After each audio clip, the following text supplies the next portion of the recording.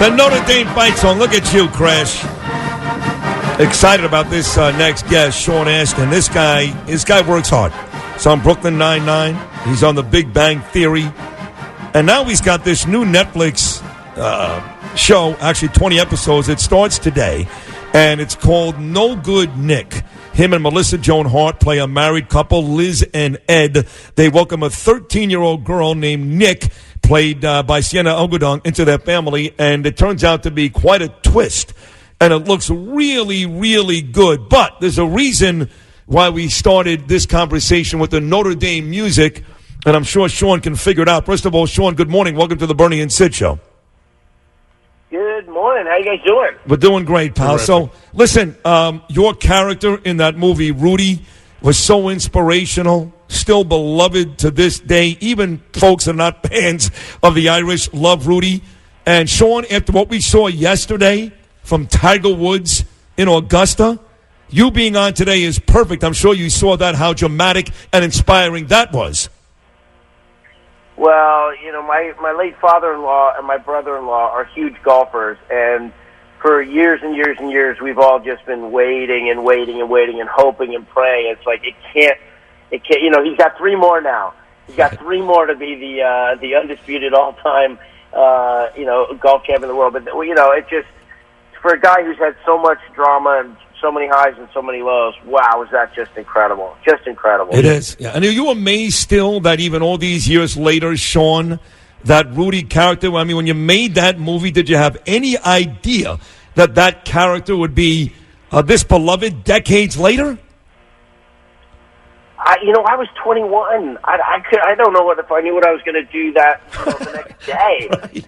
You know, I had no idea that it would be like that. I mean, how could you even imagine it? We just had a screening of it where Rudy was there, and the writers and producers and director were there, and I was there, and the widow of the composer, Jerry Goldsmith, was there, because really, the story is great, and the characters are great. I think I did a good job, and I was proud of myself for that, and I appreciate all the compliments. But the greatest thing about that movie, as far as I'm concerned, is the music. Just what you just played. Yep.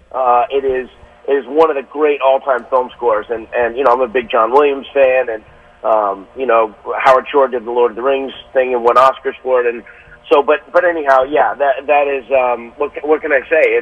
It's one of those things where the values that are embedded in the movie, hard work, persistence, determination, heart, like, it just, that never gets old. It just never gets old. And so if that touches you, it's going to touch you today, tomorrow, and forever. So, Sean Astin, listen, as Sid mentioned, you're on Brooklyn Nine-Nine, The Big Bang Theory, but I'm sure you want to talk about this big movie that premieres today on Netflix, No Good Nick.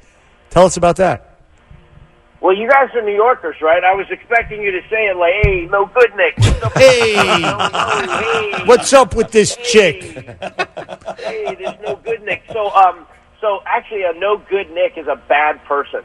So the star of our show is this beautiful 13-year-old girl named Nick, and she comes to live with our family, as you sort of said at the beginning, Melissa Joan Hart and I, husband and wife, nice, you know, family in Portland. We have a son and a daughter, and she comes and tells us, like, oh, my parents died, and I've been in foster care for a year, and you're my only living relatives, and we're like, what? Oh. And, of course, it's a sitcom, so I'm the nice dad character. I'm like, cool, come live with us, no problem. He doesn't even ask any questions.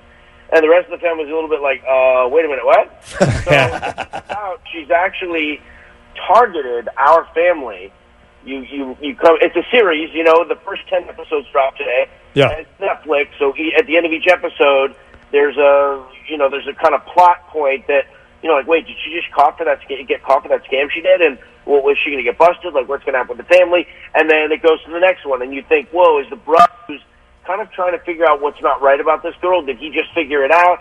And it's a serialized kind of drama, even though it's, you know, it's a sitcom, it's in front of an audience, the laughing is going on, you know, and we're doing jokes, but it also, you know, Netflix is playing with the idea of, like, how young can you make an anti-hero? You know, this girl is doing really bad things, and the morality of it is a little bit, you know, it's complicated. It's not like a normal series where at the end of every episode you're like, oh, okay, everything's back to normal again. It's a little bit like, whoa, what is going to happen? Like, she has these relationships, and now she's kind of like corrupting them, and it hurts people, and is she going to feel bad about that? And who are we going to root for? And So it definitely, it's got that Netflix kind of darker tone. It's not just a comedy; it's like a drama thriller comedy. It sounds amazing, and we're looking forward to watching that later on today. No Good Nick with our guy Sean Astin. Look, we haven't met you obviously, but you sound like a nice guy. I mean, you've had great success with Rudy.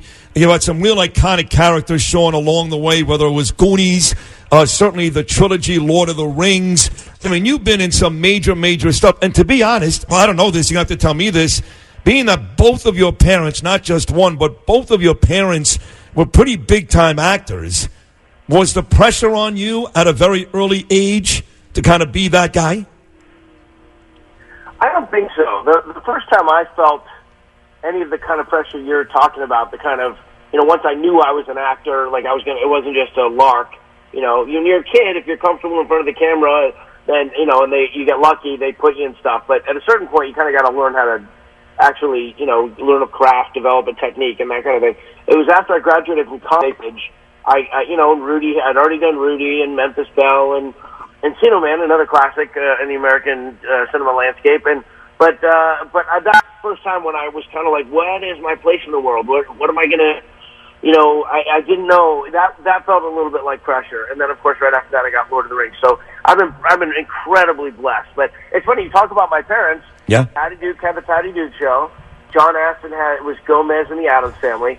My little brother Mackenzie was in The Facts of Life. So the three of them had done, hit television shows. Wow. And I've been slumming in movies for 30 years. I needed to do a TV show so I could, show up at the dinner table. Well, the Big Bang Theory is a huge success, and even Brooklyn Nine-Nine, that was actually canceled by Fox, and the fans were so upset, you guys got it back on NBC. Well, it may have gone back on NBC without the fans, but I was one of five who we call ourselves the Guardians of the 9-9, with Lin-Manuel Miranda, Seth Meyers, Guillermo del Toro, the filmmaker, and Mark Hamill, and me, and we were all independently tweeting, and some fan took the Guardians of the Galaxy poster and superimposed our faces and changed the title and called us the Guardians of the 9-9. So I think the reason that I got the call to do it was that they were saying thanks to the Guardians, as it were. And it's also shown as in the last season of The Big Bang Theory. And are people relieved, do you think, or are they sad on the set there? Well, Jim Parsons is the one who really is ready to move on with his life and his career and to figure out the next thing. But I think everybody else is, I think they're all sad. I mean, it's 12 years of their life. I can't imagine they're not. It's a very emotional time over there. And I'm sure different ones would wish it would keep going. I mean, I didn't really get into too much with them. I don't know really what was going on, but we just finished our first season. On Friday night was our 20th episode of the season, and we were all emotional. We spent 7 months together, and it's like a family, and the crew's like a family. I can't imagine what 12 years and sort of changing the television landscape and, making it so that being a nerd and being into Comic-Cons is kind of an acceptable thing. And they really, I'm so grateful. As a fan of that show from day one, episode 1, with my mom, I'm just so grateful that I got to come and have some fun. And there's one more episode with me and Cal Penn, still trying to snake away their Nobel Prize. So Sheldon's a great character, bro. Listen, the movie again is No Good Nick and premieres today on Netflix. About 20 episodes in all. Looks like a fascinating storyline. Hey, Sean, congratulations on a great career. Thanks for stopping by. And if you're ever in New York City, come on by and say hello in person, pal. Thank you. Will do. Thanks so much, guys. All right, great job. Buddy. Sean Astin will come back and wrap up with Bernie and Sid on a Monday, right after this.